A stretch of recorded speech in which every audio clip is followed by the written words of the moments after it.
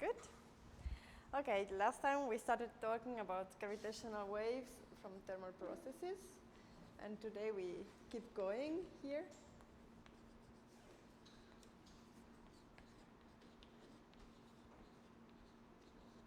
So this is like the overall topic we have today. And this first special thing about having thermal processes is that now we have a source in our gravitational wave equation. So I will write it again.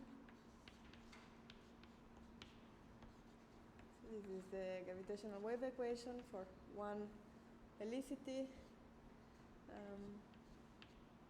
at a given momentum.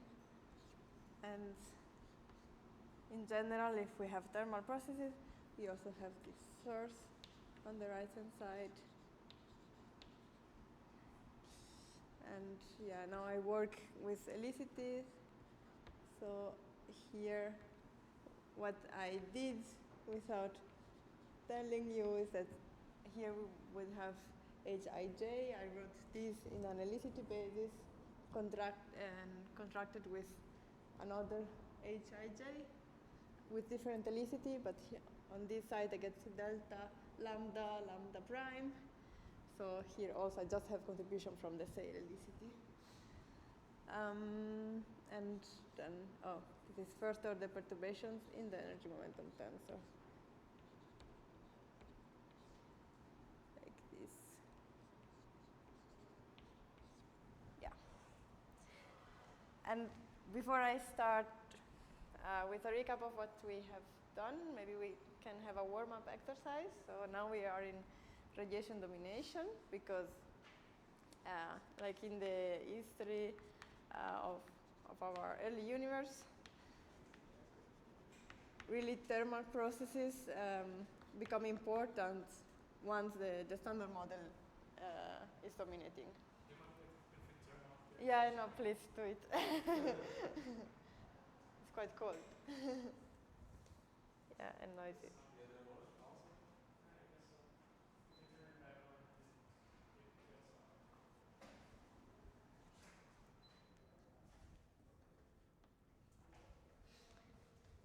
So, radiation domination means that the equation of state, which is parameterized by the sound speed of the dominant components in our universe,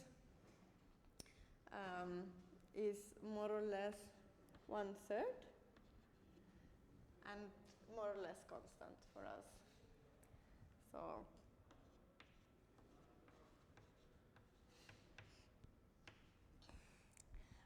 now if we take the Friedmann equations, so the second one is an evolution equation for the Hubble rate itself, which is -4 pi Ga²/3, and here we have E. Okay, this is like the background universe. I'm averaging over space. So these are the background equations. So this would be the second Friedmann equation. Now this is like E. So this gives me a factor of 2 here. And if we compare with the first Friedmann equation, we see that this is precisely -h², right? So I probably have done this calculation many times, but I think it's good to wake up. So what I can solve for the dependence on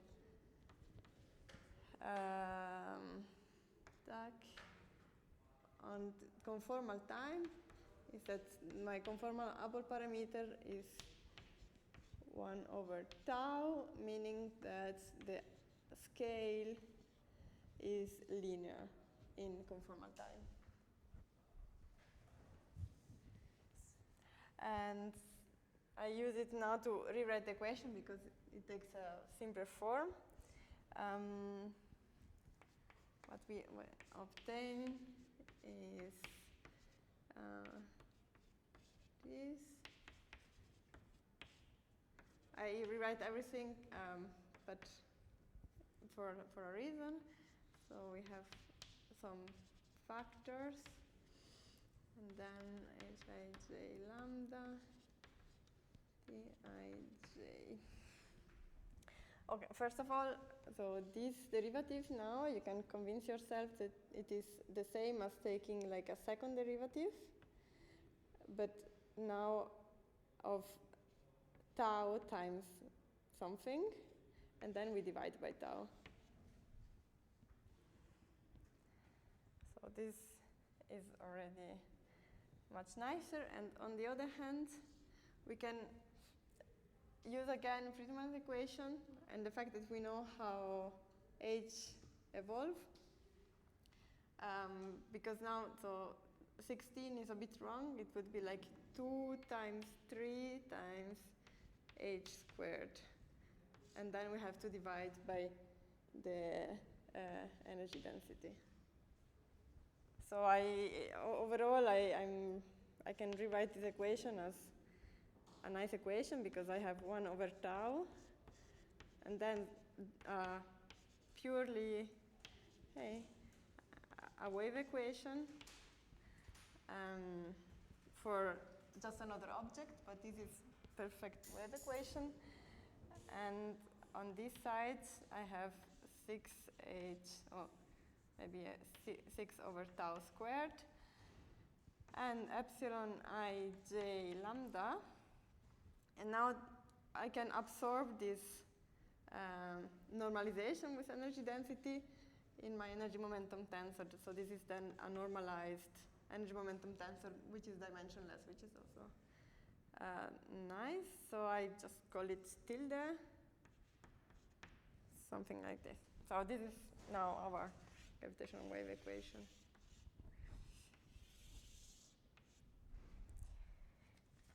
And yeah, we can, so the way we solve it is usually using Green's functions. So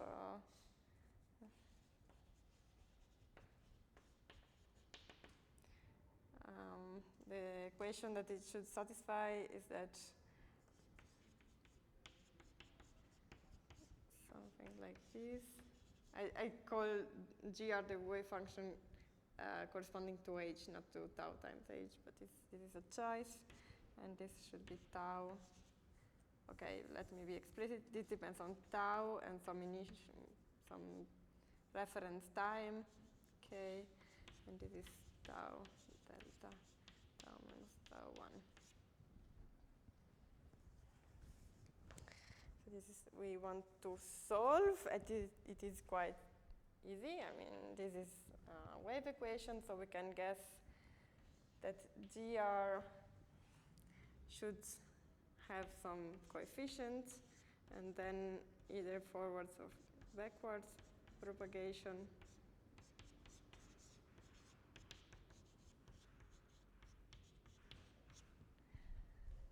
And we can fix the coefficients by requiring boundary conditions at tau 1. So we obtain, first of all, that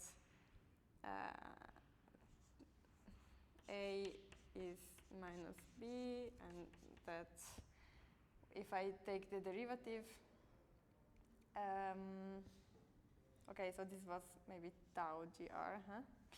If I take the derivative, I get 2IKA, and evaluated at tau 1, so I still get this tau 1, must be tau 1. So overall, the solution is GR tau 1 K is, now we have tau 1 over tau and a sign. Okay, and once we have the Green function, we can compute H. Okay, I will have still these factors.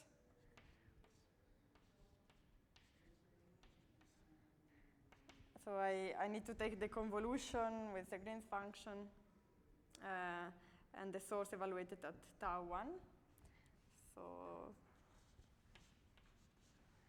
I get, well, the factor 6 is just, I can take it out of the integral. I have 1 over tau because this comes from the Green's function. And then we have the integral which let it run from some initial time to final time. And this is over tau 1. Tau 1 I have here 1 tau 1, and I divide by tau 1 squared, so overall 1 over tau 1. And then GR, oh, I can already write it as a sign. Tau minus tau 1, and my source with helicity. And this is evaluated at tau 1, and I don't have space for the momentum. Okay. The reason I do that is because it's to show what also Ricardo was saying last time. Can I erase the Green function stuff? Okay.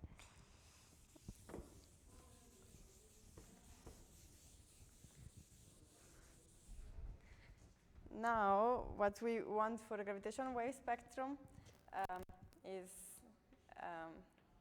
the derivative of our tensor perturbation or in holistic component. And this is then, I mean, if we have this solution, this is unequally given by the derivative of the Green function. So d tau gr, tau 1 k, and we can compute this explicitly.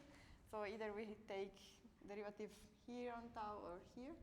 All the rest does not depend on tau. So we have, of course, I was forgetting a factor. Here we have k. So either we have tau 1 over k tau squared, and we keep the sign, or we have tau 1.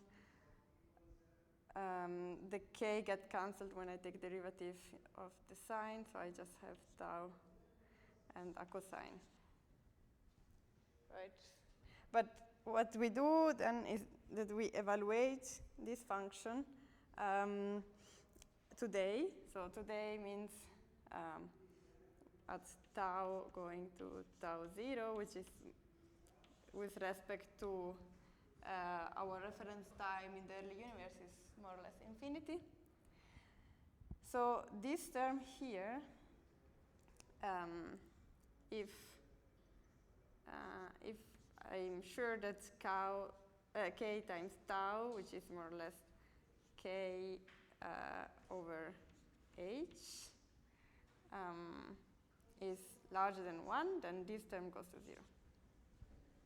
Right? So this is why usually a good approximation is that we take,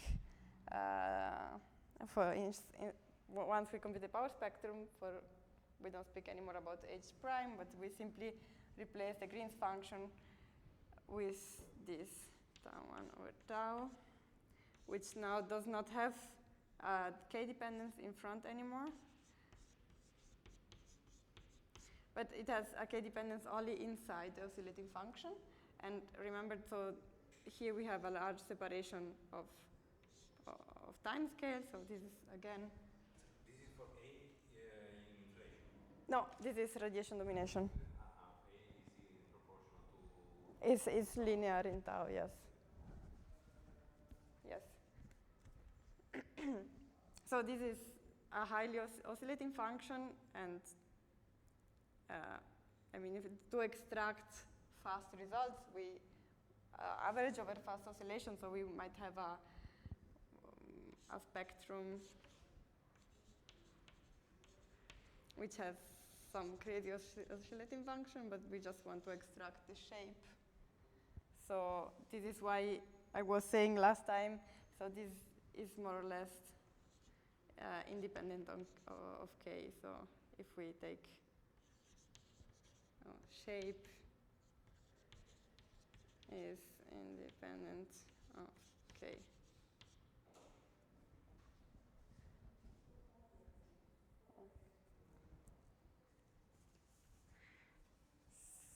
So this is maybe one explanation I owed you, and now maybe let's put that back and extract the gravitational wave spectrum.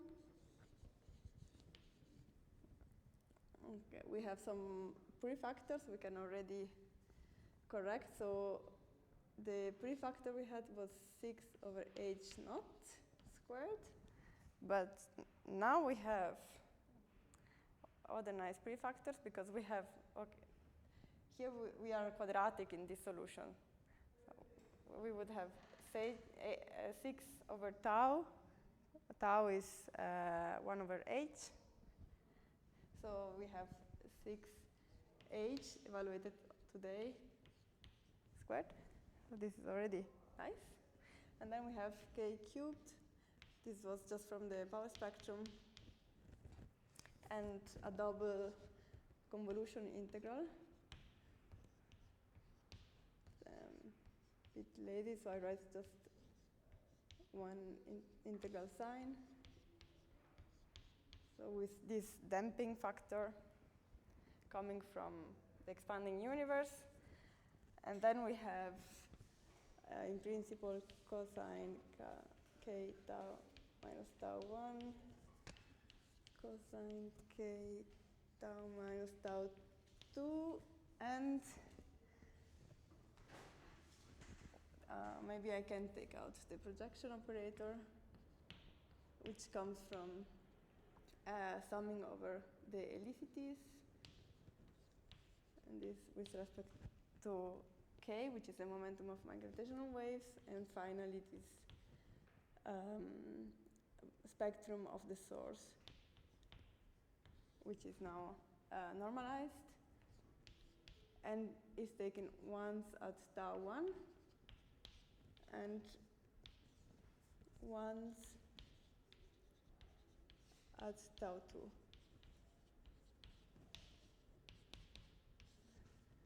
And okay, this one we can use some addition formula for cosine and sine, and then we have for sure a contribution which is cosine k tau 1 minus tau 2, and we would have other terms, but the other terms contain tau 0. So again, we can average over fast oscillations. And most of the time, this is a good approximation to extract the shape. So, and okay, I will just drop this. So this is like the starting point for today for radiation domination. And today we study this object. But we started already last time. So this is a crucial point. What Yeah. is 1 over k, the starting formula?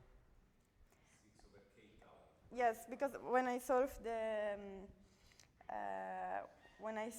for the green function, here, so the green function satisfies the vacuum equation, and the boundary condition is that when I take the derivative at tau 1, I get 1. Okay. And so from the derivative, you get a k. Yeah. You have sinus of x divided by x when x goes to 0. Exactly, 1. exactly. Okay. That's the crucial thing for the spectrum. Yes. Yeah. Yes, and then, okay, exactly. So this k then okay, you are inside the horizon, so k tau is very large. is cancelled, exactly. So at the end of the day, you are left with this k cubed. So basically, in principle, you would have two solutions of the differential equation. You have the sinus and cosinus. Yes. But basically, the cosinus is Yes, exactly. And this is true in radiation domination. Yes. Yeah, exactly. So, but we already started speaking about some contributions to this source spectrum last time, so I will Sorry, repeat just that. because when I first studied this, I was puzzled because you get the power spectrum, which is flat, Mm-hmm. and then you, in inflation, Mm-hmm. then you have the energy content, which is also flat, but the energy content has, in principle, two more powers of Ks. And basically, the fact that the two are flat because there are two different things. One is the power spectrum in inflation, Yes. and the other is the energy spectrum in radiation. In radiation domination, yeah. 2k squared are killed by the 1 over k squared that you have there. Yes, exactly. So they are both flat, but for completely different reasons. Yes, yes, yes, yes, exactly. Yeah. So, yeah, one should really always compute the Green function to know if this is the case or not. Okay, so last time I said something about equilibrium contributions, so plasma and equilibrium.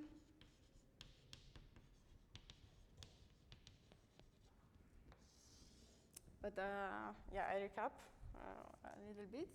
So at the equilibrium,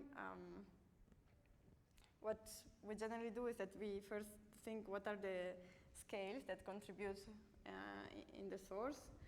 In principle, we have many different scales in a thermal system. And to be very rough, we just consider the two extremes, so very small quanta, so very small modes. Small means, for me, small compared to temperature, or like those that are rather comparable to temperature. So in principle, you have many things happening in between, but yeah, for a rough estimate, I think this is enough. So when we are looking at a small momenta, this means that we have a large occupation number, so this is really classical physics, which is described by hydrodynamic. And we have seen that so last time, I'm just a bit lazy, I'm dropping a bit indices, but this object here, in that case,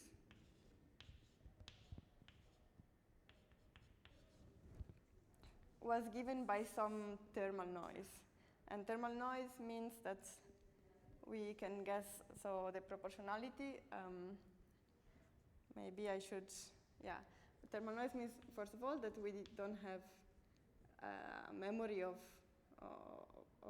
what happens in time. So this is 1 minus tau 2.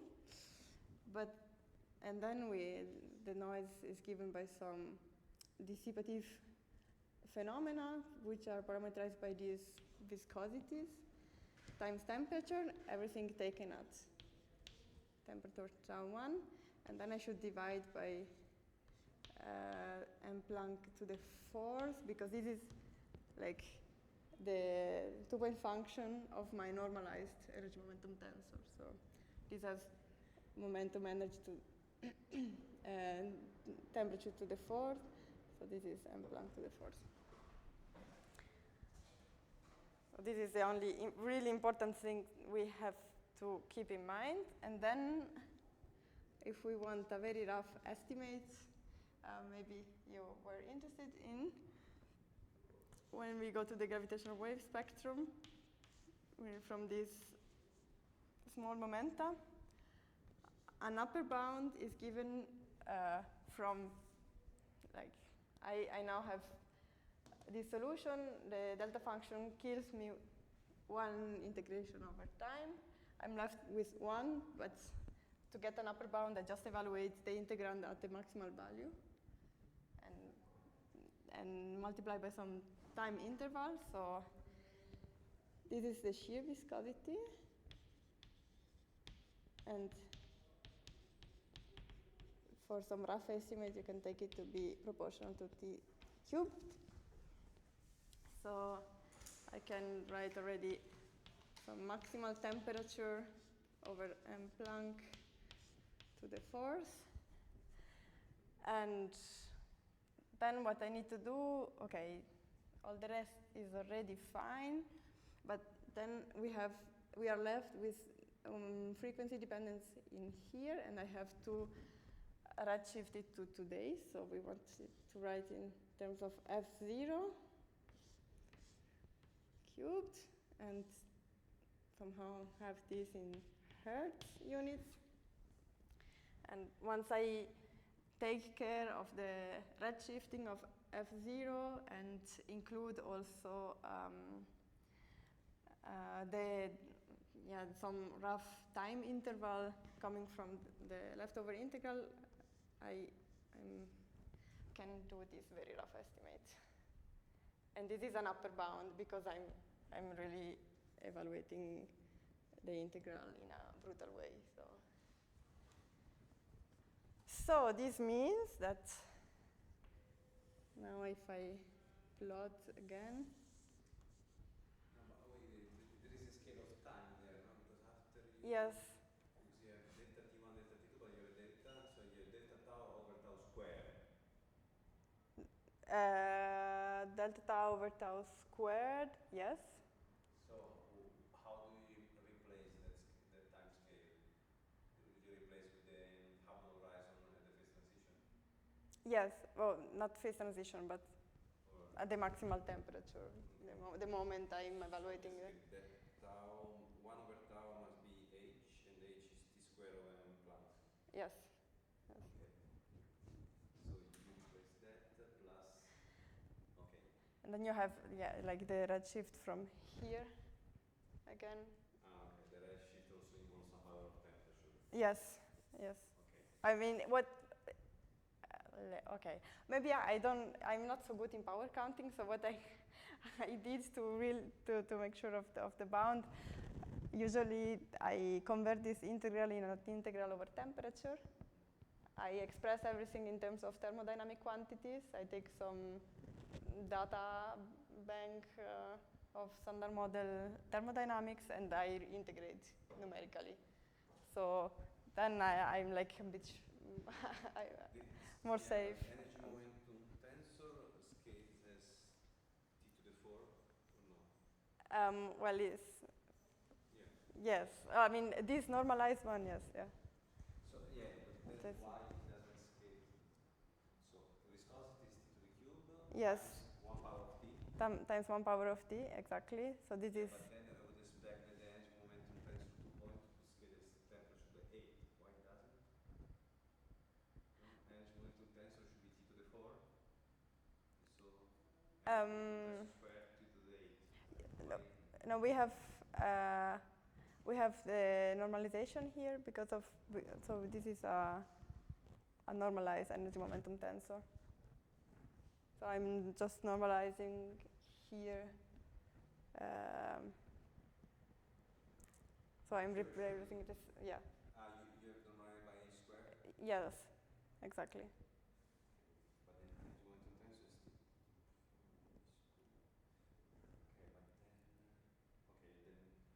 that's the of 18 to million.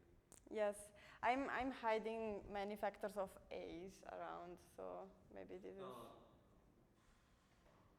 for the redshift. Okay, but that's crucial, no? The 2-point function of the energy momentum tensor has some scale with temperature.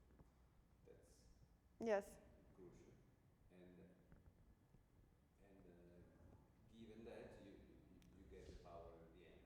But it's crucial to know that. And can you give me a simple argument to map the 2-point, I mean the average of delta t into some power of temperature? No, I mean, I follow all the rest. I mean, that's the only opaque point. Okay, well, but this energy momentum tensor, so one of it has dimension of velocity, like to keep in mind, because. So because you know, wait. So because I mean, if you write the ideal fluid energy momentum tensor, then you have some E plus P or it's just a part of it, something like that. Okay. Since you normalize by I'm normalizing by something of this dimension, so I'm left with those dimensions here. So this is why I'm just then I have something quadratic. Okay, no, that I accept, but it's crucial that what you get is, I mean, okay, the viscosity goes t to the cube. Why? Because it's basically an entropy. As entropy, yes. Okay.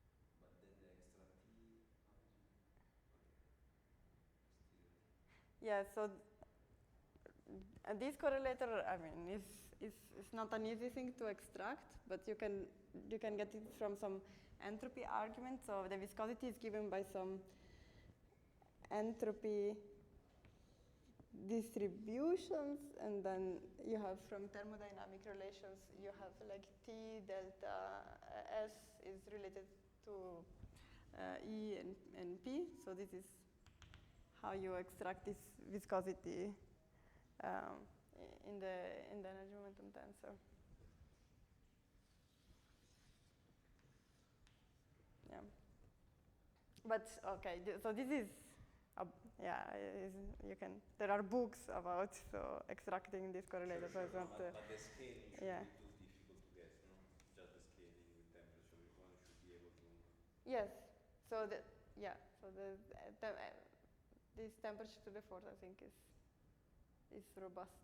So, but yeah, maybe I should, to be precise, I should have here a to the fourth, I think. But the rest is more or less there. Okay. Yeah.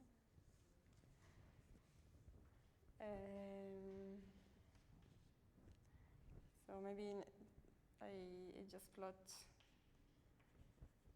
again the power spectrum.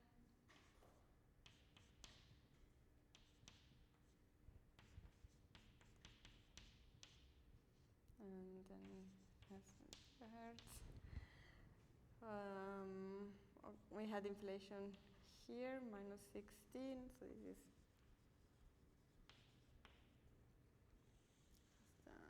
some recap. And now if we want really to have crazy estimates, let's maybe take a maximum temperature which is 10 to the minus 3 Planck. So this is 10 to the 16 giga electron volt. This is very high. So if then here at megahertz, we would have 10 to the minus 3, 10 to the minus 12 amplitude. I don't know, something like this. And here we have this k cubed. So this is plasma at k much smaller than t. And for comparison, LISA is rather in this range. Yeah, maybe I exaggerated a bit, so yeah. This is LISA. So we are off track. And but okay, the question to ask now is, when does this increase stop? And of course, this is given by the breakdown of classical physics at some point. Either we get infrared divergences or we switch to quantum mechanics. So when we are at momenta which are of the order of temperature, then we are rather in a Boltzmann regime. We should use. Actually, the slope of k cube is much steeper, no? Because yes. K cube in 3 order of magnitude in frequency, you lose 9 order of magnitude in omega. Yeah, you're right. I mean, so that so like if I'm maybe here, then I should be like this. Even steeper? Yeah, because Kira's to megahertz is 3 order of magnitude. Yeah, that's true. And you move from 10 to minus 13 to 10 to minus 22. So like this. Yeah. Even? No, I mean, look. Yeah, that is true. Yeah. But it's k cube. It just looks so crazy. Yeah. On the y-axis, you're losing only 3. You have to lose 9. Yeah, that's true. It's Okay. really very steep. Yeah, this is very steep. Okay. So are you fixing maximum temperature in order that you get this frequency? Yes. So, okay, but this is like, so crazy T max is 10 to the minus 3 m Planck. But, I mean, this is nothing motivated, I'm just thinking. The omega is just the redshift of that, no? Mm-hmm. If you take 10 to the 16 GeV and you look at what is the redshift, just from the Friedmann equation, you look at the redshift of that, and then Yeah. you redshift the frequency to now, it gives you the mega. The Planck, if you take the Planck frequency at when the universe was as hot as Planck energy, if it ever was, correspond to 10 gigahertz today. Yeah. Yeah. But yeah, this means like, I mean, in principle, in the leader range, we would have a signal, but it's here. I don't know. So it's absolutely suppressed. But yeah, it might be still interesting to know, so where is the peak? And how large can that be? Because, I don't know, maybe at some point we have something else probing higher frequencies. And for this, as said, so what we do is that we are in a quantum system, so we are rather computing collisions of hard modes with high momenta. And okay, so collisions, I really already drawing that last time. I will think of the emission of one gravitational wave from some particle collision. And every time, like my vertex here is given by m Planck to the minus 2, because you are coupling the energy momentum tensor to the metric. So then, okay, so this is another, so I won't cover this, but we can already know what is the peak frequency today, because we have said that we should take it at of the order of the temperature, and then redshift this. But okay, and maybe like we take at the end this is like the same physics. So this is again very, very rough. But let's say we continue with this slope until we reach the peak. This might be not quite true. It might have like some softening of the slope, but let's pretend we are just going as high as we can. So then I'm interested in computing the frequency today with respect to in this unit. And if the peak frequency is at the order of the temperature, then like let me evaluate this at T max. And I should, okay, yeah, I'm always dividing by this, and then I have the redshift, which is more or less like this.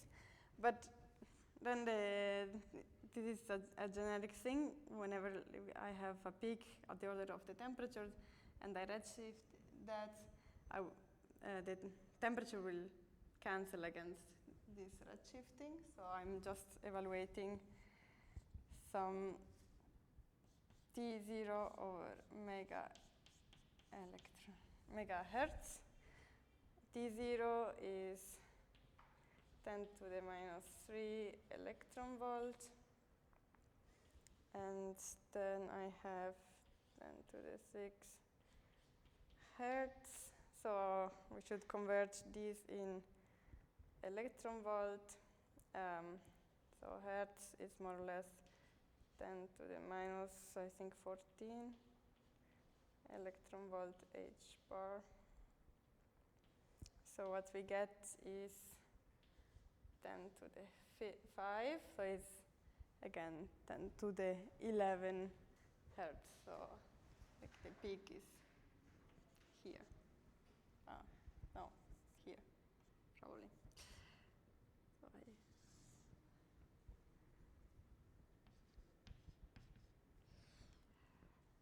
And if we stay with our crazy estimate, we get a maximal, so a peak amplitude, which is very high, which is something, we insert here 10 to the 5, so 10 to the 15. Here we had minus 12, so 10 to the 3, 10 to the 4 amplitude. And okay, this is incredibly high, but this gives us an upper bound from the effective degrees of freedom. So remember we had delta NF.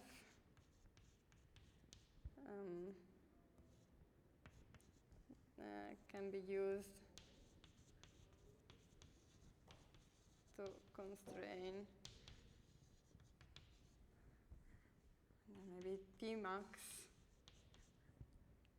I mean, it's not really a useful bound, but for sure it must be maybe 10 to smaller than to the 16 gigaelectron volt. It's not such a useful bound because the lower bound we have is from Big Bang nucleosynthesis. On the other hand, is 4 mega electron volts, so it's still a huge scale, but it's still something we can obtain. Right. Basically, you don't want to overcross the universe with gravitational waves. Yes. Yes. Can you get a bound on the maximum temperature of the universe from BBN? From computing, okay, so if you now take the omega, so the maximal spectrum we can get, and you compare it with the spectrum of neutrinos at BBN, you have a fraction that should not exceed 0.2 or something like this, which is what is predicted from standard model. Yeah, from standard model.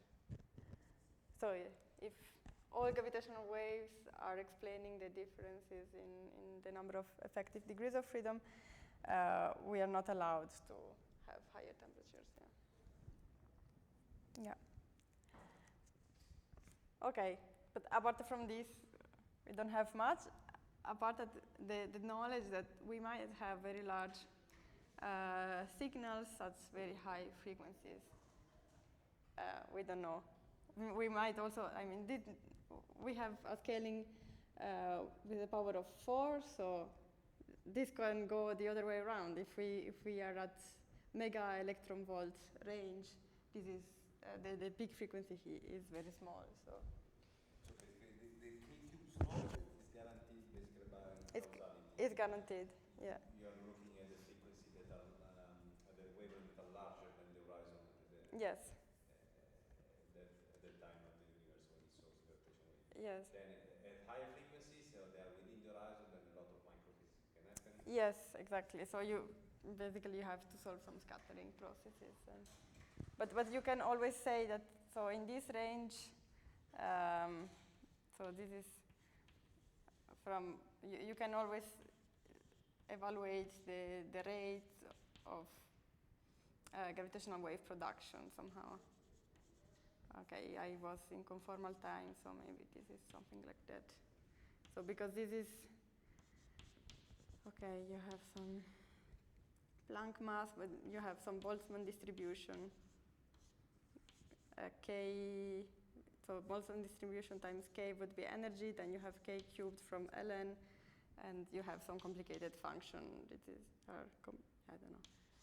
Those are really coming from the scattering processes. So this is what is giving you, like, the peak is at K4 maximal, which is at K. So this is really what is giving you the peak frequency. Yeah. Okay, so more or less this is what we know from thermal physics.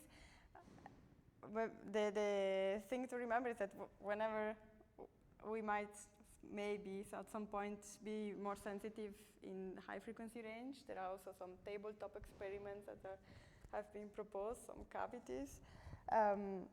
If we see a shape which is unfortunately not unique, but if we see a shape like this, it might be a probe of the maximal temperature we had for our standard model at equilibrium. So this it would be a nice information to have. But then, okay, if you scale the temperature to, so suppose you lose the 9 order magnitude from the megahertz to the millihertz. So then the temperature. If you want to be here, Yeah. Yeah. no way. No, but then, Yeah. what is the scale? No? If you want to move 9 order magnitudes down to the millihertz, you have to rescale the temperature by not 9 order magnitude, but 4.5 order magnitude. Yes. Right? Yes. Exactly.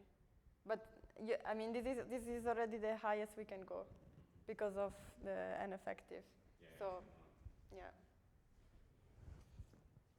But yeah, so this is now the next topic. What can we have otherwise at lower frequencies? And this was all equilibrium physics, so the natural question is if we can now have non-equilibrium physics giving us some nice features at lower frequencies.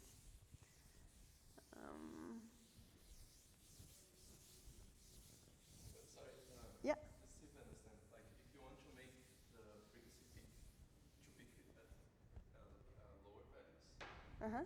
then you have to decrease the maximal temperature of the universe by some factor. And what does allow you to do that? Can you repeat this argument?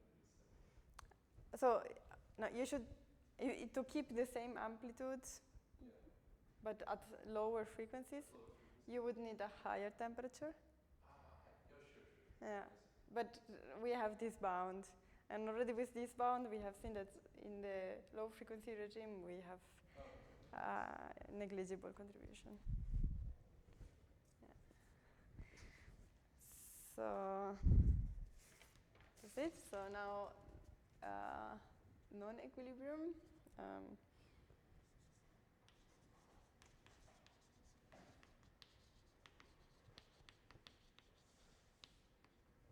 we finally start speaking about first order phase transition,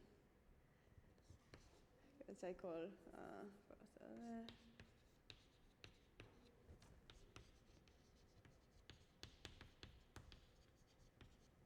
I will call PT most of the time. Okay, so we are back to classical physics. This is nice because so we can use classical fields and hydrodynamics. And the fields we were using were some velocities, temperature, enthalpy, and so far. At equilibrium, we have said that now if we expand the energy momentum tensor, which was the mu,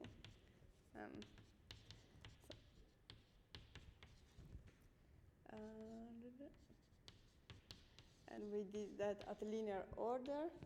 So this is the linear order that is given by the metric. So nothing new so far.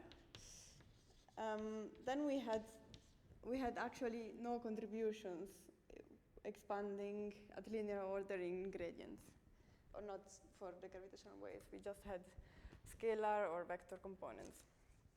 But now that we have non-equilibrium physics, this might be a non-trivial contributions because now we have some velocity.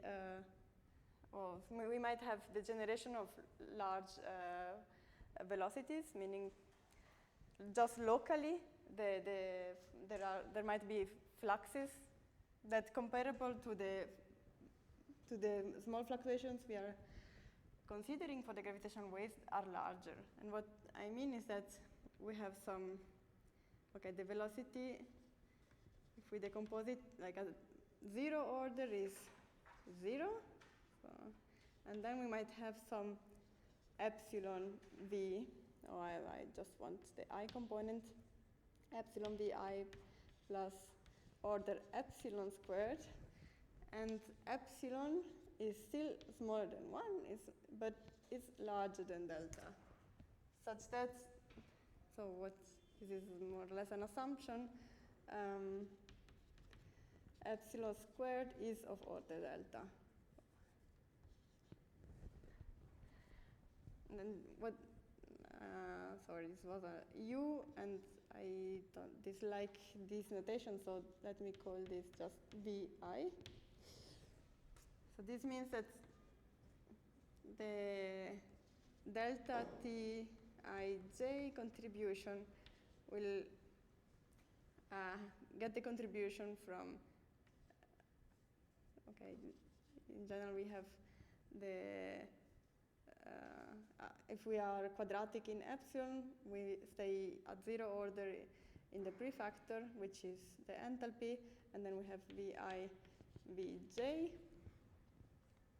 and this is in coordinate space. And if we now transform to Fourier space, so we go from x to k, only in spatial components, then I get that delta Tij, and I want the normalized energy momentum tensor at tau k is again a convolution, this time in momentum space.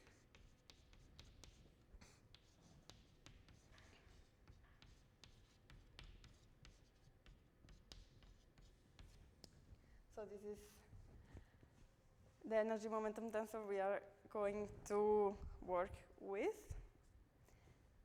And we should ask, okay, this might be the case, but physically, how do the velocity perturbations appear?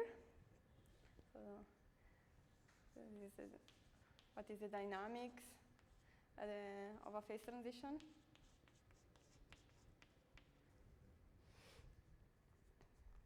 So we have, when we speak about the first order phase transition, okay, I'm only speaking about first order phase transitions. We could also go to second order, but this is ongoing research. Then in general, we think in terms of scalar parameters, and like the most famous example is the electroweak symmetry breaking, where we have the X field, which is a scalar. And then when we say that there are some bubbles that are nucleated, and we draw some picture like this with, so here some bubbles, and inside the bubbles we have phi being in the broken phase. Outside the bubble we have the scalar field being in the symmetric phase. So those pictures are always meant in terms of the scalar field.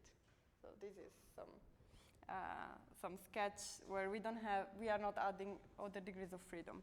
But in fact, this scalar field is embedded in a radiation-dominated universe, so you should think that, so the scalar field is changing its configuration, and all of this happens in a plasma. So, but it's not that the plasma is changing the configuration, is the scalar field. However, so then those bubbles grow,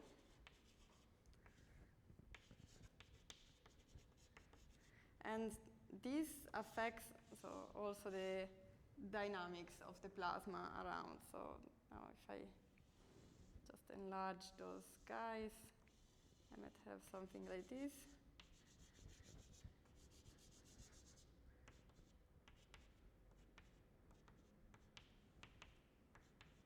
And finally, so we have collision.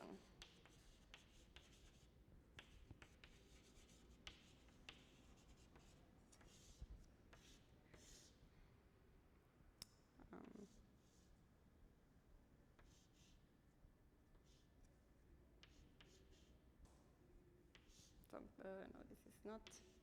Okay, something like this. So if we just look at the picture, we don't see yet exactly what the fluid is doing, what the plasma is doing, where are the velocities, but just looking at the picture, it is clear that here we don't get gravitational waves. We just have spherically symmetric objects being around, nothing happens. Here, we might already have some velocity perturbations, but again, everything is spherically symmetric, so nothing enters the traceless transverse component. So here, gravitational waves are sourced.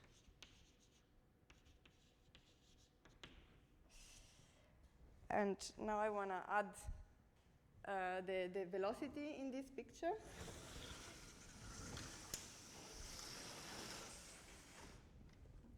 Just check the time. Okay. I just do that, and then we have break. Okay, so bubble nucleation, let's not talk about that. This is a mess. And it doesn't really enter the gravitational wave equation until the end, so let's not worry. But let's look at the growth of bubbles a bit more closely. So if we are in a bubble rest frame,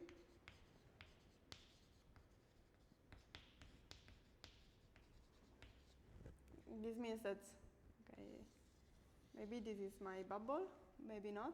I'll come to that in a second.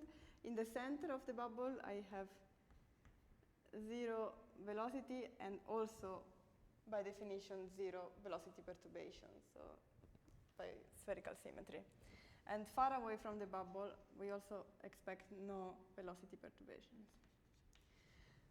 And now we should think, in fact, we have many different velocities we are working with. So V are really the velocity perturbations. So how do I call it? Yeah, plasma flow perturbations.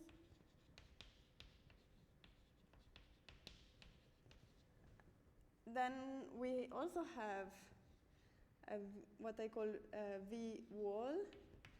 This tells how fast the bubble is expanding. So bubble wall velocity. And then we also have another velocity. This is the speed of sound in our plasma, and this determines speed at which the perturbations, which are our V, propagate.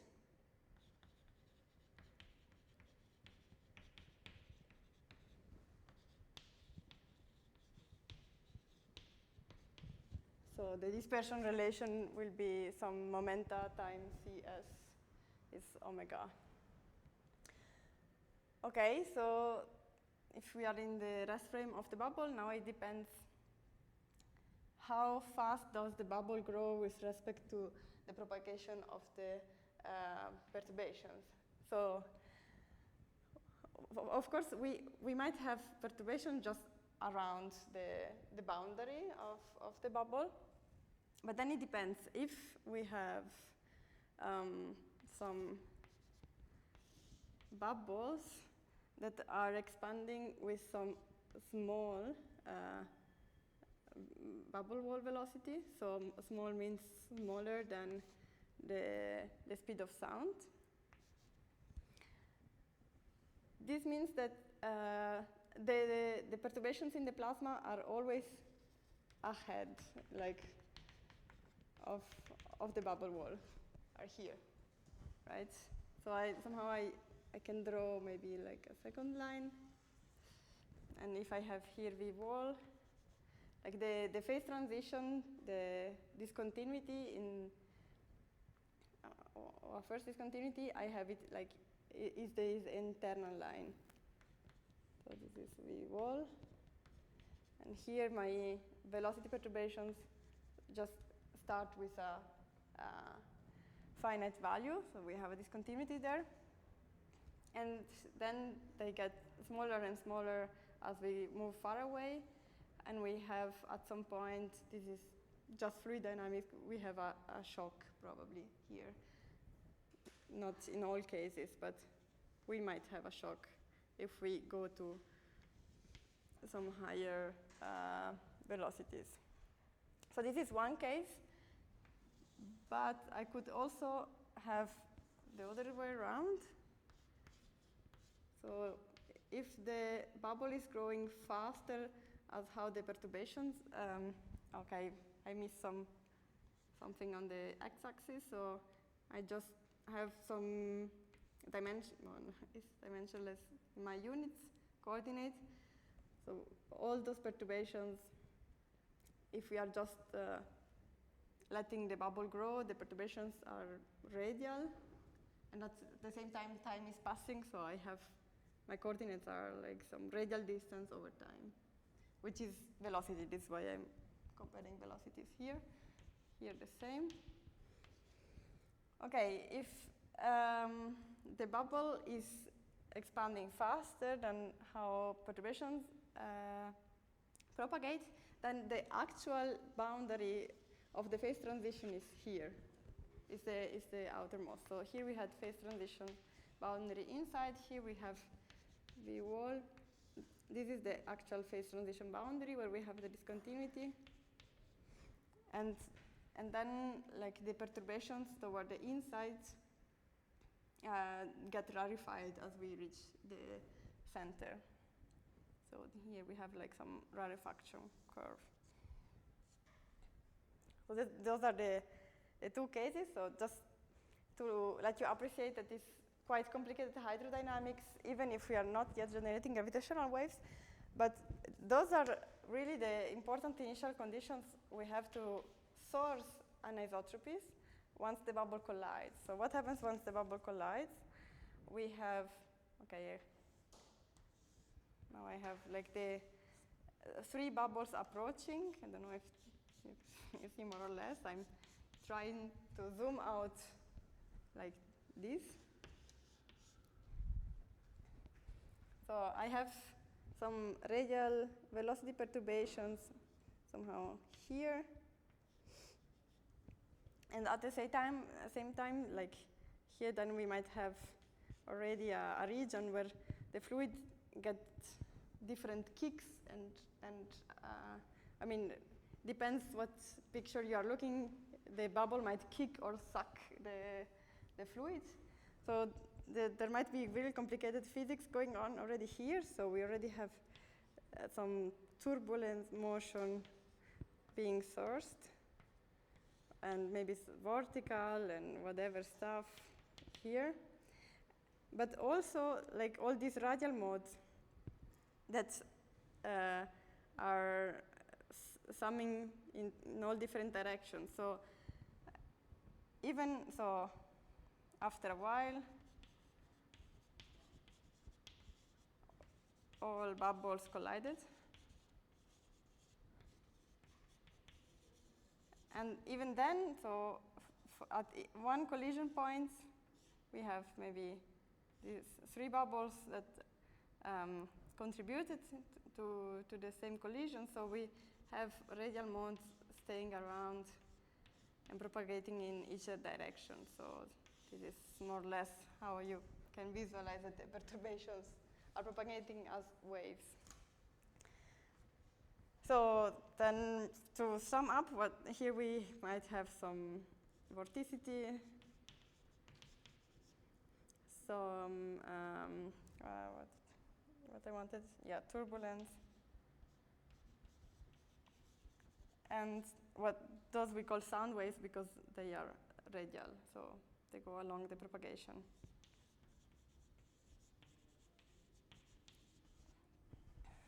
And I don't know, maybe more complicated stuff.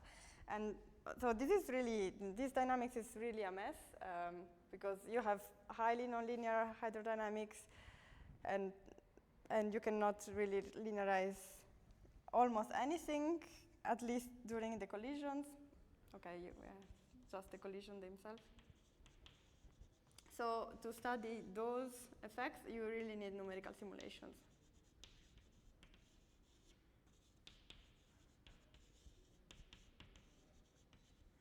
And once all the bubbles collided, you might be able to draw some conclusions for the radial modes, which are the sound waves, maybe also semi-analytically.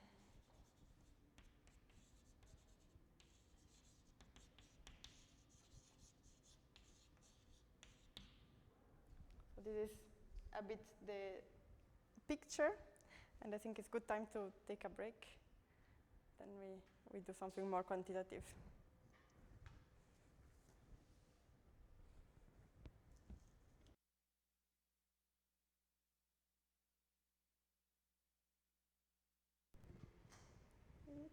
Yeah. So we want to know the frequency range.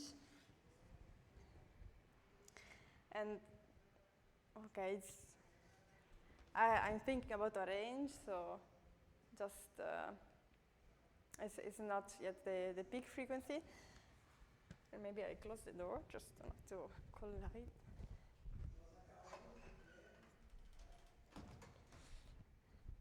We have for the frequency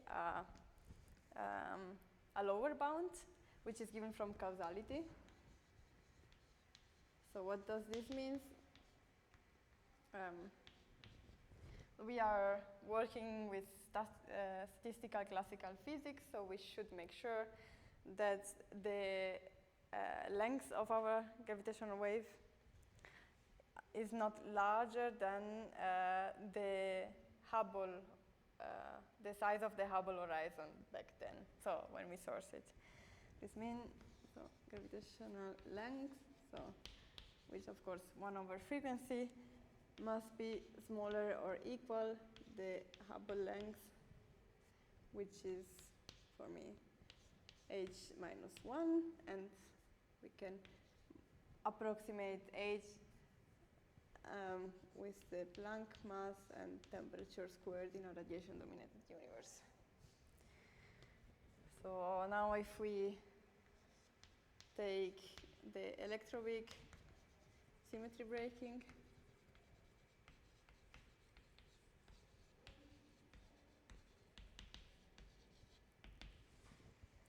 then again we should redshift to now, and this is given by, okay, the redshift is just A0 over A electron weak, and then we have LH at electron weak, well, this. So A0, this is, we use the temperature to convert A0 via entropy into temperature. So here I have 10 to the minus 3 electron volt is the temperature today. I have 100 giga electron volt is the temperature at electroweak phase transition, more or less. And then I have, oh, okay, so I was maybe jumping a step. So we have T electroweak squared from these. We have, okay, let me do it. The electroweak, here we have electroweak temperature again, so this is cancelling. And then we have Planck mass, this is 10 to the 19 giga electron volt. So overall, this makes me, okay, 10 to the 29, I think. I should convert electron volt to giga electron volt, then I get 29, yes. And now I should convert giga electron volt into meters, maybe it would be useful. For this I use very nice formula, I think. This giga electron volt times femtometer is 5.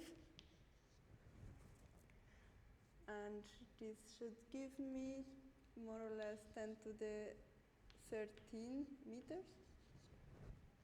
which compared to Lisa had 10 to the 9 meters arm length, so it sounds good. And converted in frequency, this is, I should use the speed of sound to convert the meters into seconds, so I get 10 to the minus 4 hertz. So this is lower bound because it was an upper bound on the coordinates. So, sorry, it should be larger than this. So the frequency is linear in the temperature? Yes. Yes, because we have here the Hubble. Yeah. I mean, in the temperature at sourcing. Yes.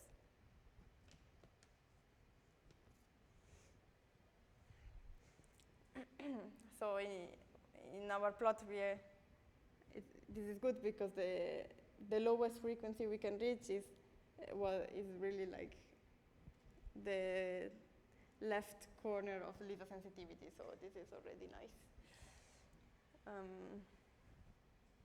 Yeah, compared with F0 Lisa, which is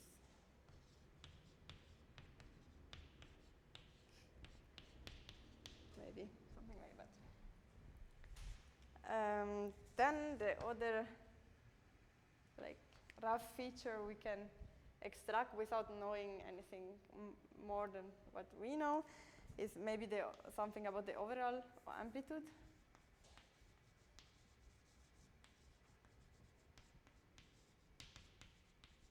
And the question here is, so how much of the energy density that is released by the phase transition can be actually converted into gravitational waves? We cannot assume that all of it goes into gravitational waves, or maybe this is an upper bound. But even if, so this is a question we should ask, because we might have an efficiency which damps our gravitational wave signal depending on the physics of the phase transition. And so how much energy goes into GV? This is given by 2 parameters, more or less, or by 2 ratios. One is the latent heat. That gives you, I call it L. This gives you how much energy is free from the process. And I mean, it's a difficult quantity to compute. Usually it's done with simulations. And the other one is so the time scale or efficiency of symmetry breaking.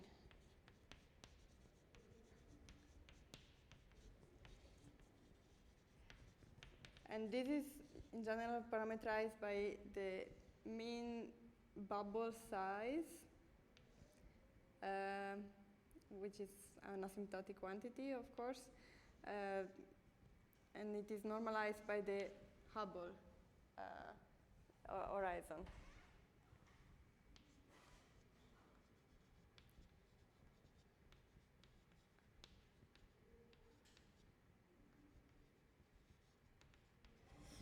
So now if I should guess so an upper bound for the gravitational wave spectrum,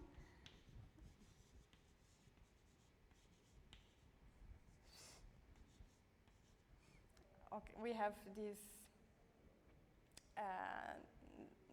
factors, and remember we are quadratic in energy momentum tensors, so they both appear somehow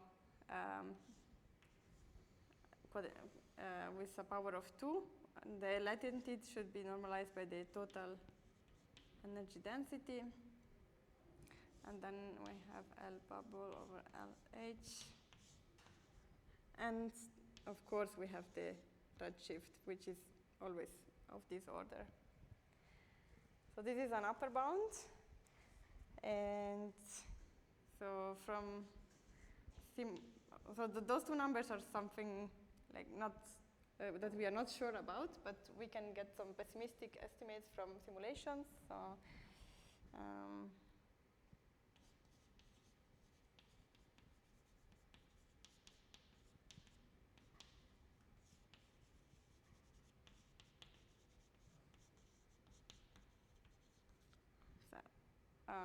they are both 10 to the minus 2.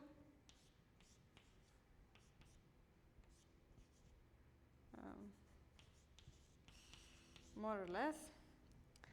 So overall, we get something 10 to the minus 13, I think. 10 to the minus 5, 4, and 4. Yeah. 14, but I have some prefactors, so. Yeah, so this means that if I go back to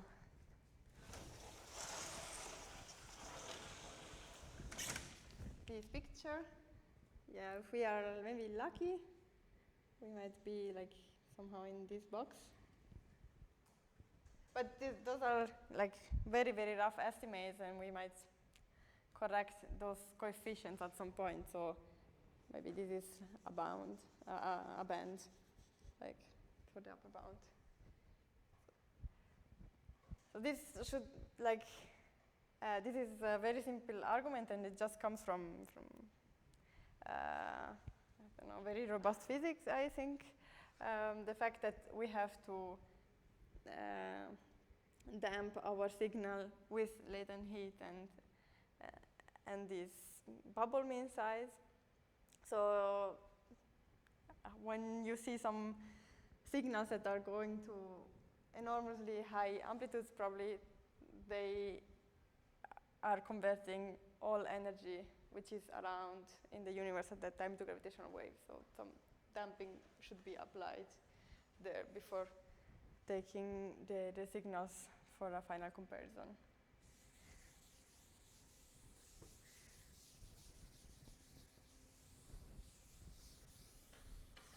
And now that we have the range where the gravitational wave spectrum is placed, we can also say something about the shape, maybe.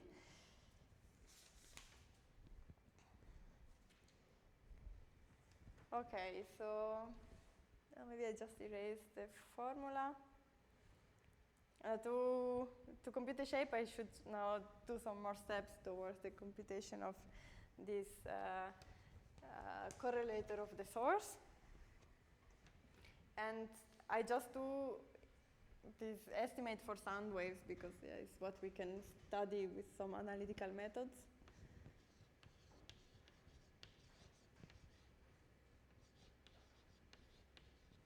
So sound waves, we have said, are the radial modes that remain around after all bubbles collided. In principle, they are around, or so during collisions, but it's too complicated there, so we need simulations. But afterwards, we might be able to do something analytically. And then what we do is that we write our velocity perturbation. And I am here back to conformal time because in principle, those sound waves, those perturbations could remain around for a long time.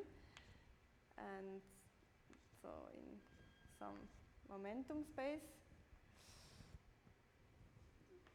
I just use inclusion sign because in principle, I'm just using sound waves, but in principle, we have all other components also, so to be honest.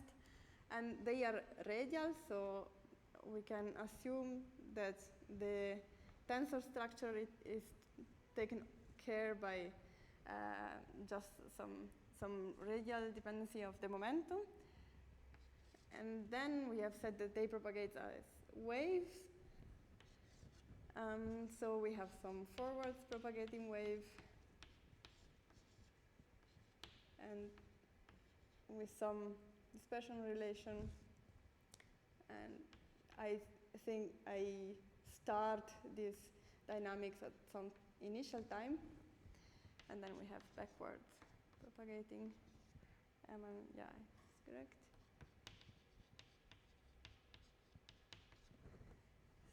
So, yeah, this also depends on P. So the dispersion relations we have said is Cs times the momentum, which is P in our case. And those coefficients, those are very complicated to compute. Those are given from the dynamics of bubble expansion, which was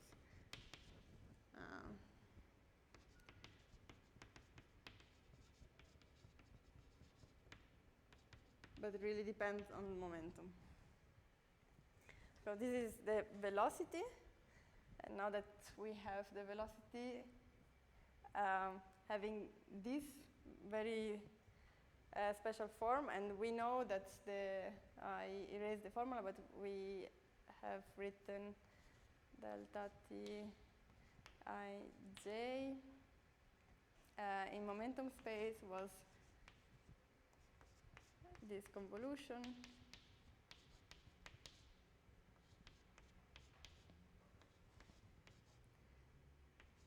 And now I call tilde, so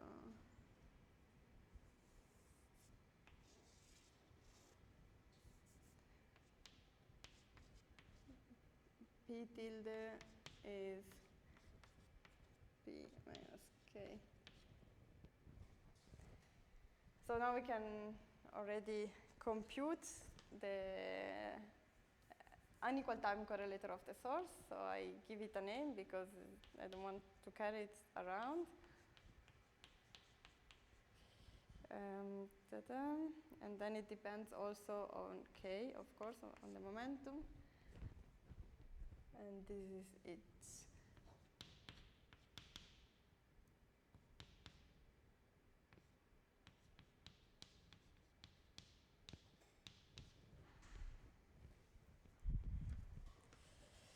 Okay, so what do we have here? Okay, again, it's just one contribution. We have, of course, two convolution integrals with two different momenta.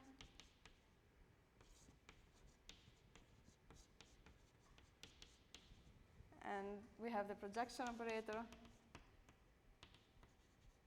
with respect to K.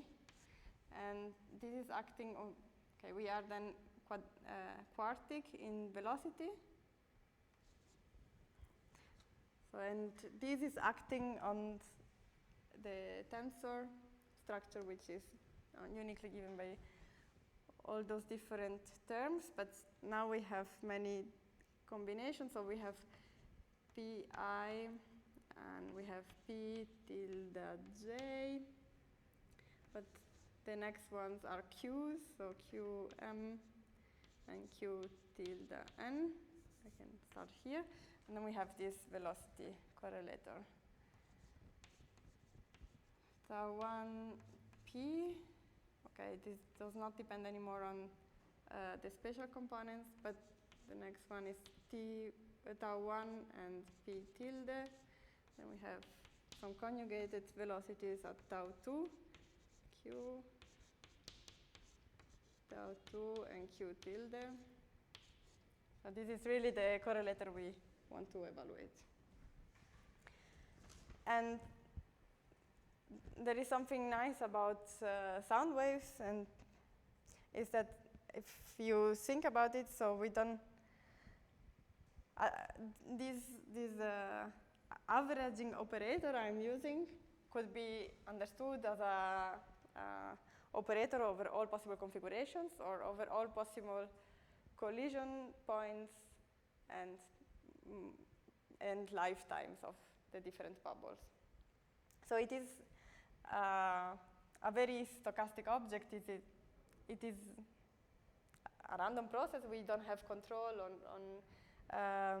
on the time evolution and on the spatial distribution of those objects. So we assume that the velocity is distributed as a Gaussian field. And this is nice because we can then use Wick's theorem. Otherwise, we could not.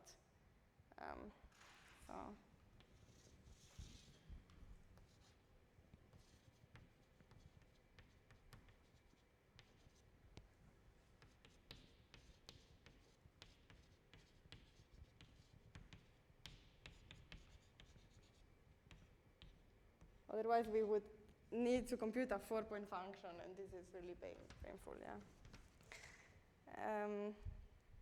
Yeah, and by the way, like at some point there was a misleading result because you could, I mean, when the bubbles are expanding, you write the velocity in the very same shape. You have just radial contributions, and if you then pretend that your velocity is Gaussian and that you don't know the dynamics of the expansion, you use Isserlis theorem, you get a non-zero contribution of the gravitational wave spectrum, which is of course not what you expect because you just have radial symmetry. And the reason is really that you are not allowed to apply this Isserlis theorem in that case because we have some evolution equations in time for the velocity field. But not for sound waves, so this is nice. And then we just write the velocity correlator. And I'm, again, a bit lazy, so okay, let's write it. So if we take two velocity fields at two different times and momenta, then if they are Gaussian distributed, what we get, first of all, we have momentum conservation from translation in space.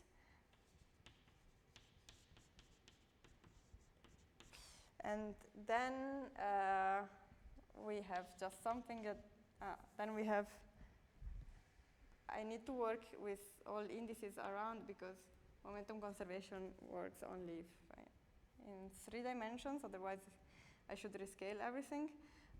But then this means that I have here Pi, Pj, and EV. And this is just something that still depends on both time coordinates, but not anymore on the on the angular components of the momentum.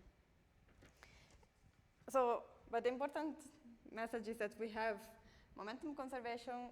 So we see already that if we take the 2-point function of P tilde or Q and Q tilde from the delta function, we get that those contribute only when P plus P tilde is 0, meaning that K must be 0. So those contribute only to the 0 modes of the gravitational waves.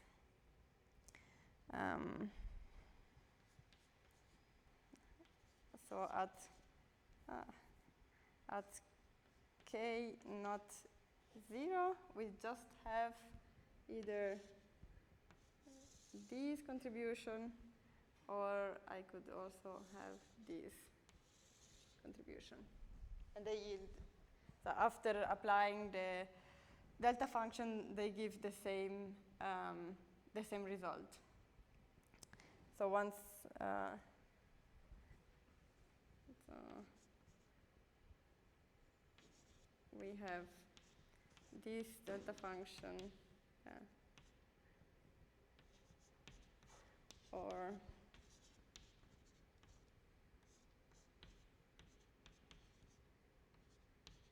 this one.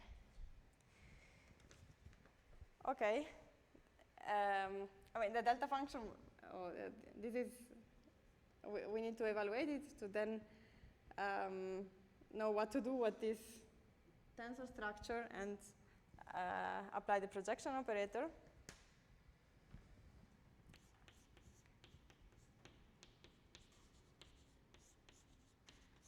Which in any case, so whatever combination we take will act on Pi, P tilde J, P M, P tilde N. So the projection operator is symmetric in M and N, so we get twice the same contribution. And this is like twice, so P and P tilde are projected the same way because this is transverse to K, but we get a different normalization, so I would get once a normalization with P and once with P tilde. And then I just have P's here. So if I apply one projection to PP, I get the transverse momentum squared. So in total, I get the transverse momentum, which is given by this projection to the fourth. So this I can cancel. So this should be 4. And it becomes 2. That's the result. So we almost have everything. I need to then do some simpler evaluations.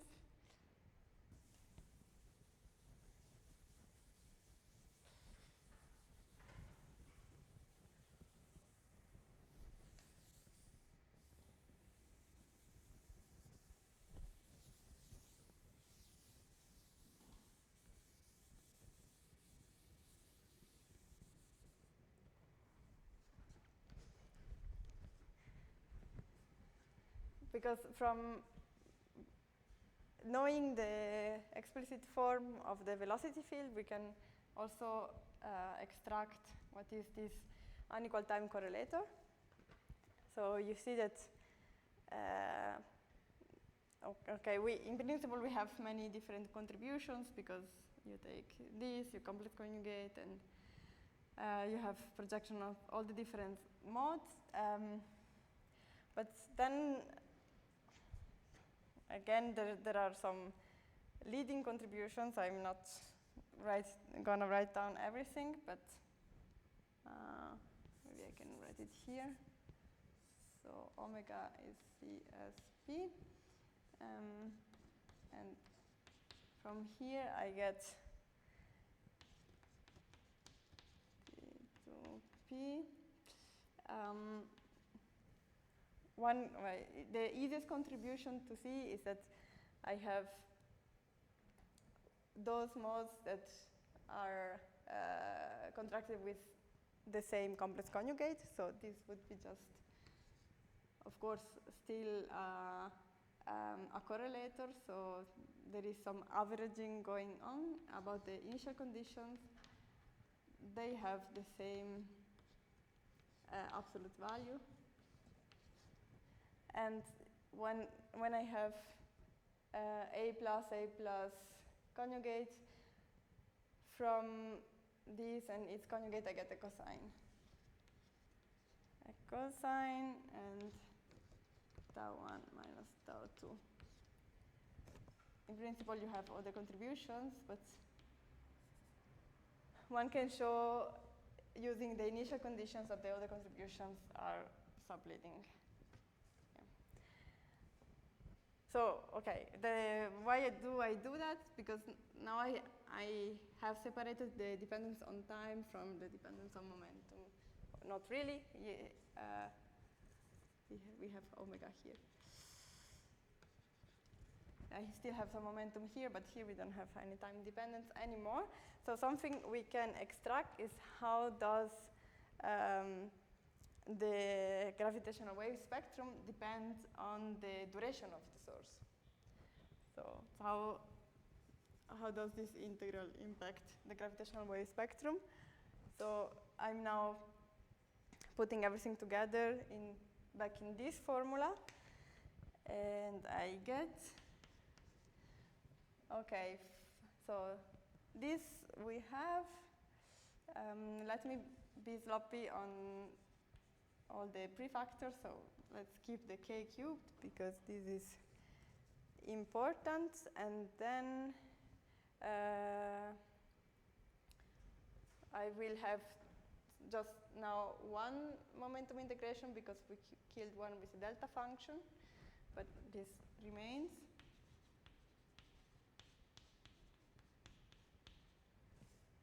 I'm taking it to the outermost side.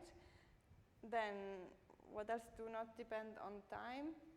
We have this initial momenta, and I have it twice. So once depending on p, and once depending on p tilde.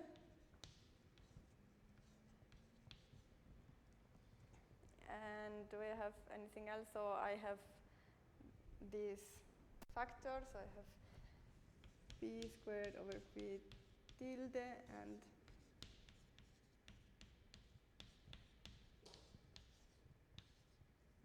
this, and all these times, I think so, yes. Now I can write everything that depends on time, and I take these integrals. So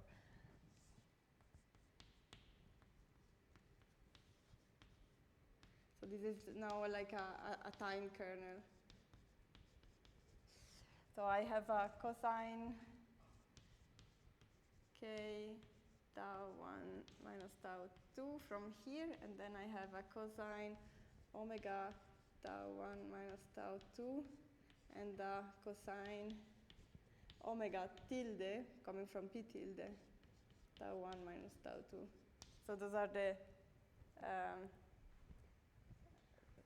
are coming from the different velocity spectrum evaluated at so those are both unequal time, but evaluated once at p and once at p tilde. Okay, so this is really where we read out the dependence on time.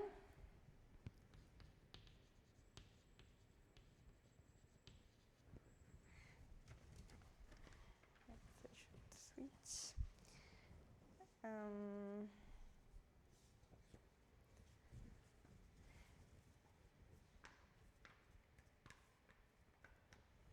So this is like a quite complicated integral to solve, even though it's just sine and cosine functions. The first thing to notice is that, okay, this denominator we get because of an expanding background. If we have a source duration which is very small, so delta tau f is for me tau f minus tau e. If this is what when I now say small or large for time, always means with respect to like an inverse Abel rate, which is taken maybe at initial time. And if this is small, then like those two, so remember this is like 1 over Abel, and this denominator is almost not changing in the time we are integrating, so we can take it out, and we have something a bit easier to evaluate. So in that case, we can also, like the difference, if the integral is running over a small interval, the differences we have in tau 1 and tau 2 is always small. We can Taylor expand. So at the end of the day, we are left with the integral over, which is quadratic. So we get the dependence, which is quadratic in the duration. I still have my normalization with Hubble at the initial time. So quadratic. But then if, on the other hand, we have some large, here, large doesn't mean very large with respect to the Hubble, but maybe it is enough to have it comparable. with some Hubble scale, so expansion rate. So what happens is that, of course, we cannot anymore neglect the denominator. There is an intermediate regime where the denominator is important, but we can still Taylor expand. Of course, we can get some logarithm there. And then I don't find any simple arguments, but I can tell you that numerically, what we see is that, okay, so this was omega GV. Is that omega GV is independent.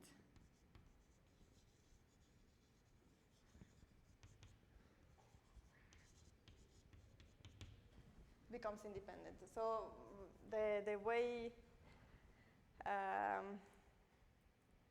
we think about that is maybe that, so if your source is long enough, at some point the expansion is still diluting the source in any case. So this is the main contribution you get. So it's not important anymore how much you keep sourcing.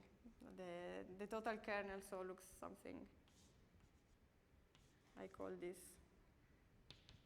some delta, and it depends on combination of kappa, omega, and omega tilde. And you should think about it, we are integrating still over p and p tilde. So in principle you get, so k is well defined, but you get all contributions for omega and omega tilde. But so at small, here is tau A. Omega is the momentum associated with the source, with the velocity perturbations. And k is the momentum associated with the gravitational waves. So this is. And they're not the same? No. No. So we integrate over omega. In fact, so omega is CSP, omega tilde is CSP tilde. So we are integrating over all p. So here this goes from 0 to infinity, and this also, because this is like.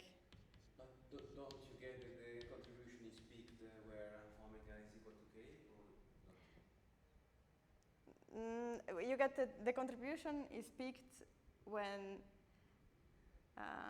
so in principle you can rewrite this in terms of some function with two signs, which depends on like k plus sigma 1 omega plus sigma 2 omega tilde.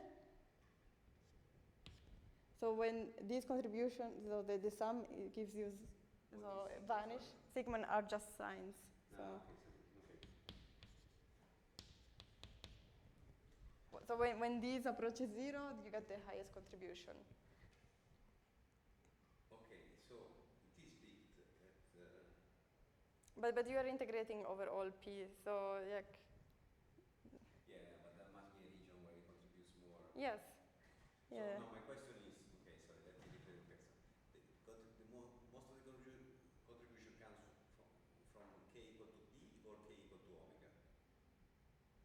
K equal to omega. Omega rather, yes. So, but this is factor 3 different, yeah. So square root of 3, yeah. Okay, so the gravitational wave follow the frequency of the source, more or less. More or less. I mean, it is really a question of which regime are you looking at, yeah. Because I mean, it is true that the highest contribution comes from the vanishing contribution, vanishing combination of all the momenta. But you are always multiplying it like this momentum times the time difference. So it depends if you go at very large or very small times. So like, yes, if you want just to get to the peak frequency, it's correct. But it is like once you have the peak of your gravitational wave spectrum, so you can more or less locate it. Then, so the dependence, like on the how you rescale the peak with the duration of the time, is correlated with how you rescale the peak in frequency. So it's unfortunately you cannot really disentangle the two effects. Yeah.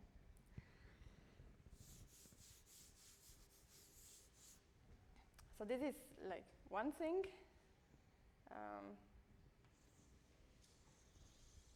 I wanted to mention, and the other properties we can extract without going deep in the calculations is how is now the spectrum if I go to k to infinity or k to 0.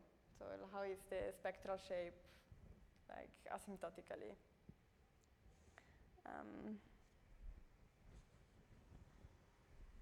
So yeah, I think it's like quite an important result because the very first naive calculations gave something intermediate. So we're saying that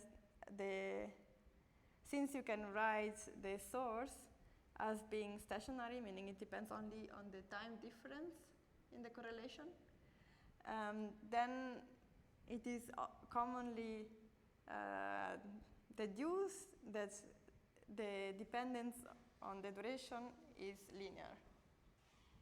This is some,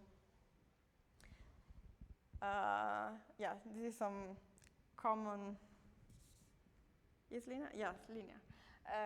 This is some common knowledge. Well, and this is true, but if you exclude the expansion of the universe, of course. So this is true in some regime. But as we like gravitational waves, especially because they are around for a long time, it might be important to include the expansion of the universe. I have everything.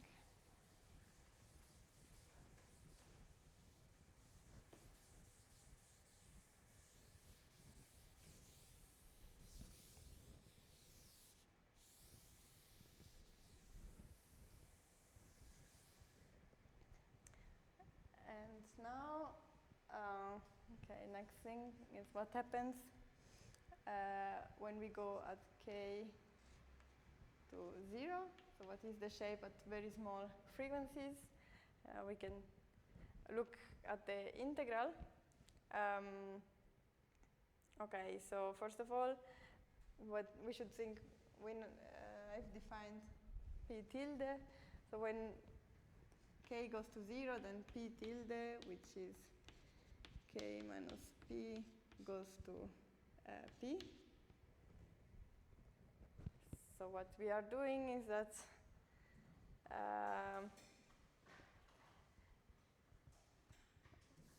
so these cancel, and those are giving the same contributions. We are left with a k dependence here, but eventually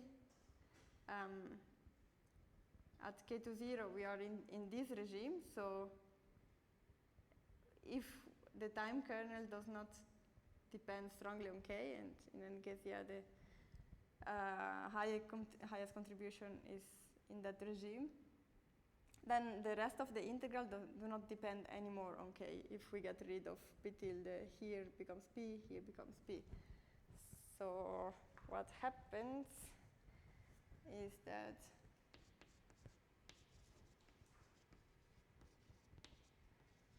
we have this k cubed still there, and then some complicated coefficients, which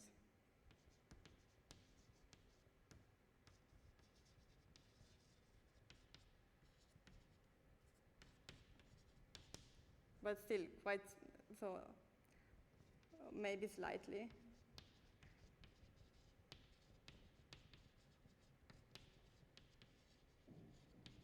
Through this time kernel function.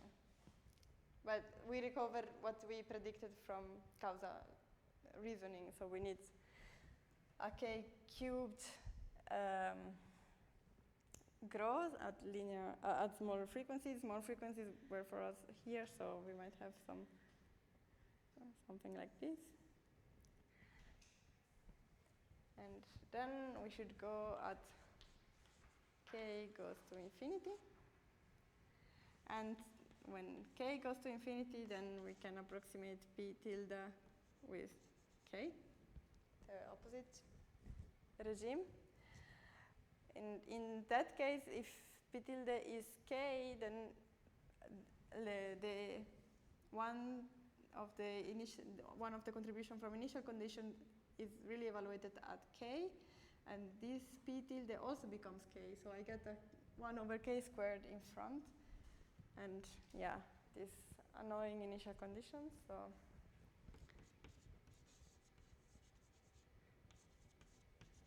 I have k cubed over k, and here still hanging around with initial conditions. And the rest is again same reasoning for this. So the question to ask is, how does this depend on k?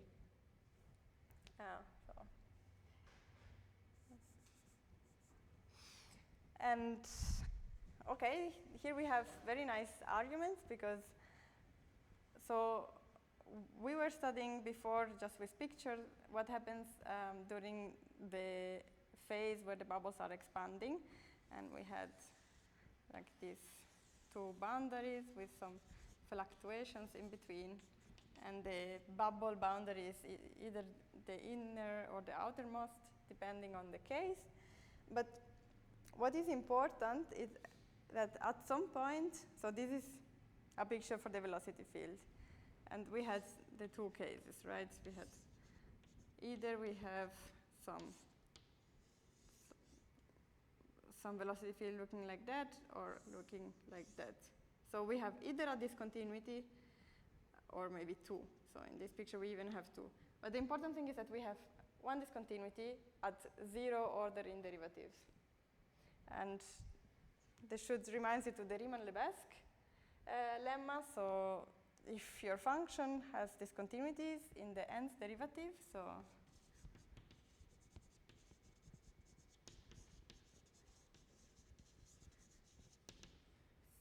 if f has discontinuity in the nth derivative, then like its asymptotic behavior at k to infinity of f should go like k to the minus n minus 2. The Fourier transform, f tilde. Yes, tilde, sorry. Yes. So for us, n is 0, so it goes like minus 2. But this is the velocity, and here we are quadratic in velocity. Should be plus n. No. So the more discontinuous, the more goes to 0. So I can't read it. Well, if you're discontinuous at Sorry. yeah.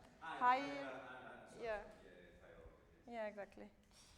So this means that these guys behave like k minus 2 squared.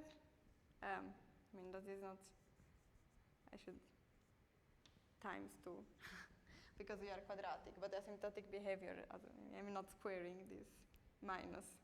So overall, what we get is k over k to the 4th, k to the minus 3.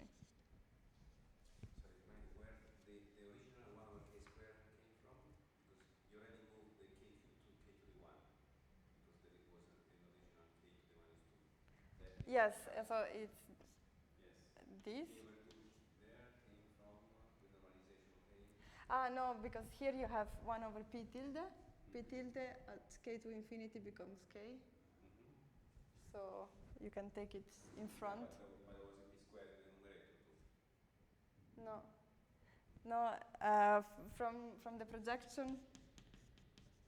I mean, the projection gives you, you have like projecting on pi, pj, p, pn, and you divide by p squared p tilde. So this is 1 over p squared p tilde. Projecting pp gives you p squared minus pk squared, and you get it squared. So you get out a p to the 4th. Yes. And this is cancelling Yes. this guy, so it's 2. So this is 1, and these are. Mm-hmm. So, but then why doesn't the p in the numerator contribute to the overall scaling? Yeah, because this p remains inside the integral. I'm just taking out k. Ah, okay. So we still have a coefficient. The coefficient, of course, I mean, the coefficient will be a number after integrating over p, with the caveat that this time kernel might contain a slight dependence on k, dependency so on the source duration. But it's a weak dependence on k. So this, in particular, this is affecting like the peak region, and then you have this k, or maybe it's the same shape. So yeah.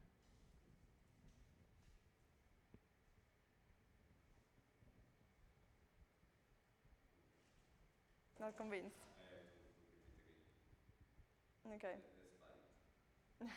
Okay. It's just because nothing else in the integral depends on k.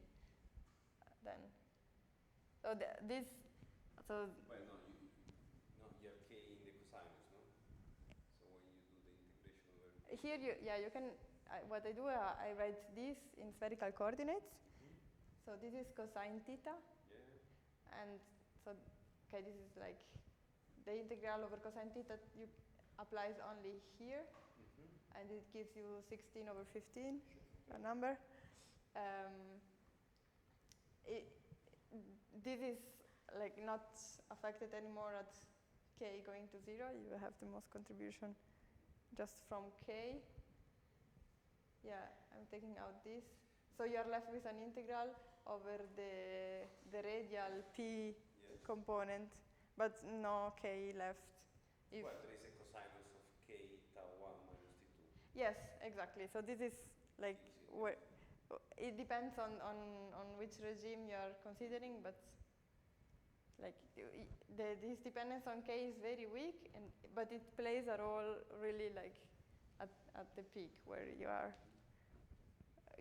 far away from asymptotic, so you can. It's difficult to compare scales. You have to solve the integral numerically, but at very large scales, this works well. Yeah. Yeah. So this is the picture I draw more or less, and if we now solve numerically this integral, we get some funny structure around the peak. And now, like I've chosen some reference coordinates, but the position of the peaks now, in fact, depends on duration of the source, but also on this bubble mean size on wall velocity, and the same for like how you tune the vertical. However, like whatever you do, you will remain in this rectangle shape, and the highest contribution we get is 10 to the minus 11, I think. So not a very high contribution. So this is now a very confused picture, but maybe if we clean it a bit, this might be what you can take home from early universe signals. just something like this. This might be the landscape we can probe.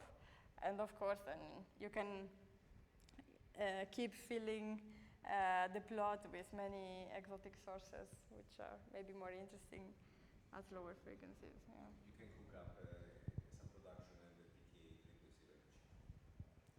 Yes, which is, I mean, with phase transitions? Yes. Yes. So this would mean like going at much smaller frequencies. Although there is this bound, like we have seen that the smallest frequency we can get is 10 to the minus 4 hertz. No, you can increase the energy. But you can go at higher temperatures, yes.